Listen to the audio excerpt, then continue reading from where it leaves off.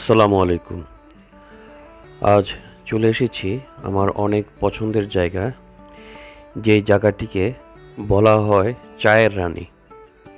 আপনারা সঠিক ধরেছেন, আমি শ্রীমঙ্গলের কথাই বলছি।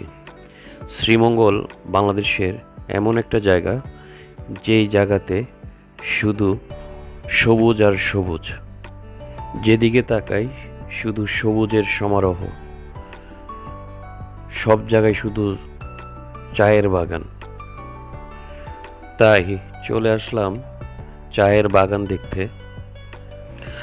আজ শুধু চা বাগানই দেখব না, সাথে দেখব চায়ের ফ্যাক্টরি। এই চায়ের ফ্যাক্টরিতে চা উৎপাদন হয়। বাগান থেকে শ্রমিকরা কাঁচা পাতা এনে এই ফ্যাক্টরিতে প্রসেস করে চা উৎপাদন করা হয়, বিভিন্ন গ্রেডের, বিভিন্ন স্বাদের। আর এরই পরিপ্রেক্ষিতে আজ আমার সৌভাগ্য হয়েছে অনেক পুরাতন এক চা ফ্যাক্টরি দেখার।